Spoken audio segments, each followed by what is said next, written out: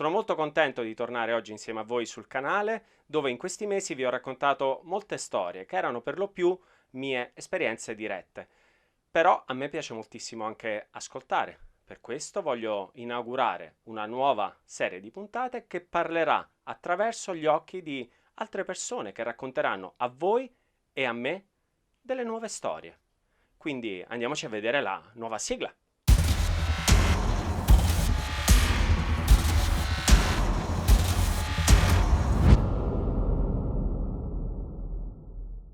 In questa prima puntata si parlerà di un territorio straordinario, quello dell'Etna. E per raccontarvi questa storia ho chiamato con me Salvo Orlando e Antonio Zimbone, che raccontano il territorio del vulcano più alto d'Italia e d'Europa sin dagli anni 90. La prima volta che ho visto un'eruzione da veramente vicino è stato nel 2006, un'eruzione al cratere di Sud-Est, che è praticamente uno dei crateri più attivi del vulcano tutt'oggi, e che ha prodotto una colata lavica e insomma mi ha permesso di avvicinarmi moltissimo al fronte lavico, quindi ho visto la lava da pochissimi metri di distanza, e quella è stata insomma il battesimo da cui è cominciata poi tutta la mia avventura e la mia voglia di andare a riprendere, a fotografare il vulcano. Una montagna di pietre che rotola, che viene giù, viene in avanti, con pietre incandescenti, con lingue di fuoco sui suoi crinali, che avanza inesorabilmente. Questa era la visione che ebbi nel 1983, quando mio padre portò me e tutta la nostra famiglia a vedere questo fronte lavico di questa eruzione. A quel cratere di Sud-Est tantissime eruzioni sono avvenute nell'arco degli anni, cioè dal 2006 a ora ce ne sono state veramente centinaia. Moltissimi eventi parossistici, e nel frattempo il cratere ha cambiato completamente forma, è cresciuto in una maniera immensa. Forse riuscirà anche in breve tempo a diventare la vetta della montagna.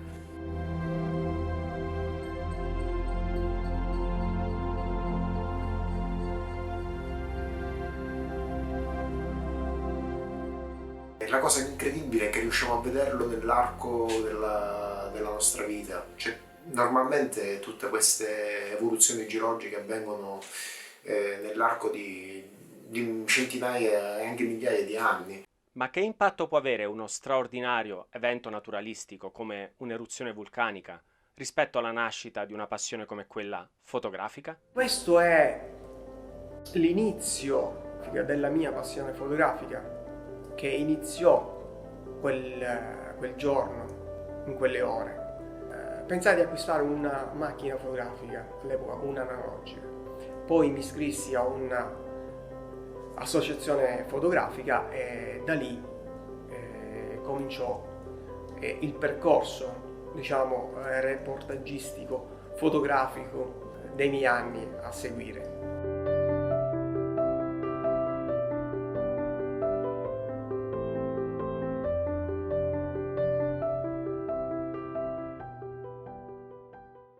Quando si pensa all'Etna e in generale a un vulcano, la mente va subito alle eruzioni vulcaniche, ma io credo che ci sia qualcosa di più da raccontare.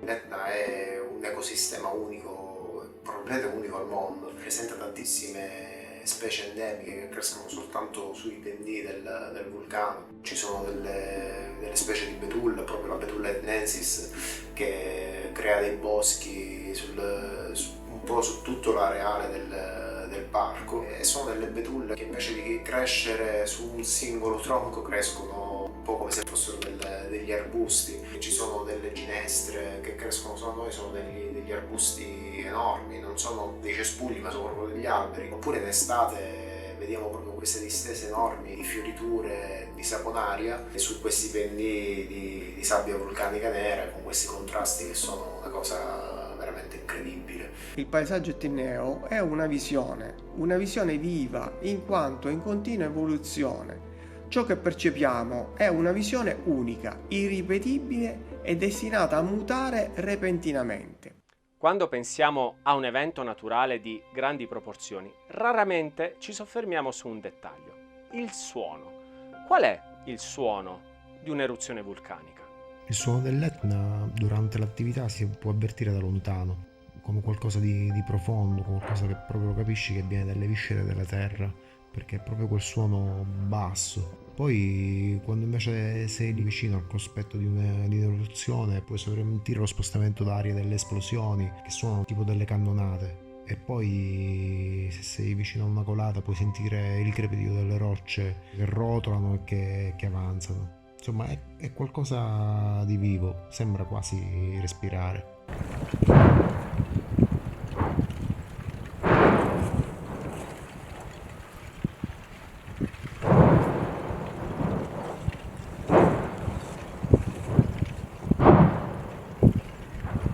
La mia stagione preferita è l'autunno.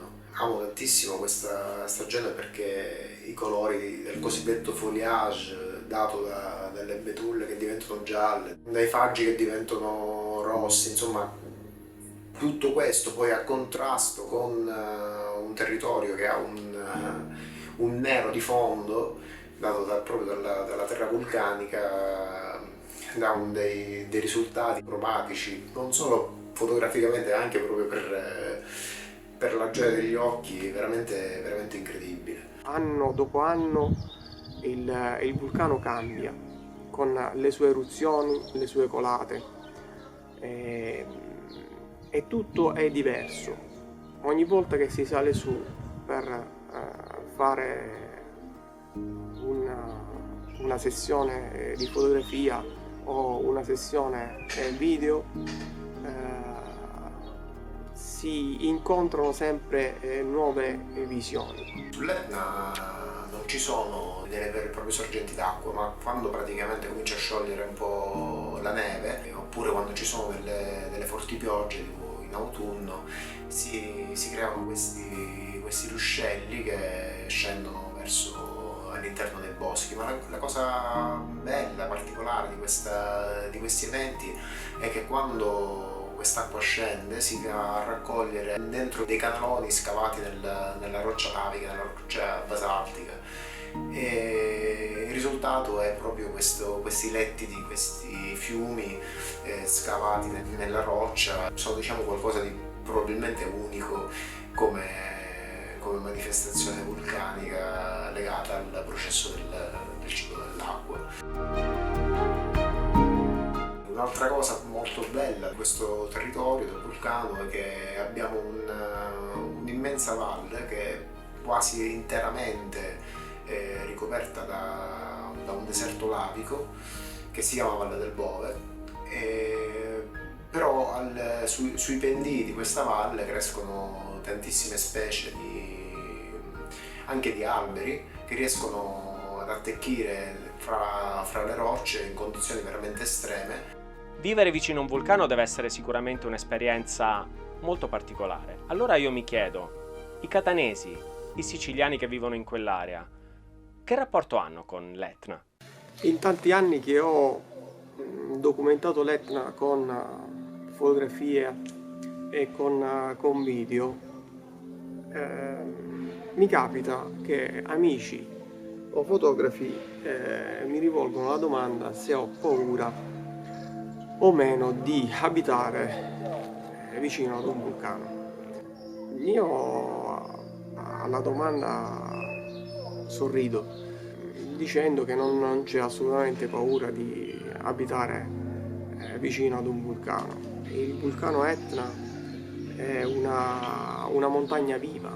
Gli etnei, il popolo che abita alle pendici, ormai si è abituato, infatti la chiama mamma Etna. Può essere severa come può essere amorevole. Il popolo etneo è abituato come una presenza fisica, giorno dopo giorno rappresenta un punto di riferimento. Quello che ho con l'Etna è un rapporto probabilmente unico. Mi sento fortunato ad essere nato qui e ad avere a pochi chilometri da casa un posto del genere.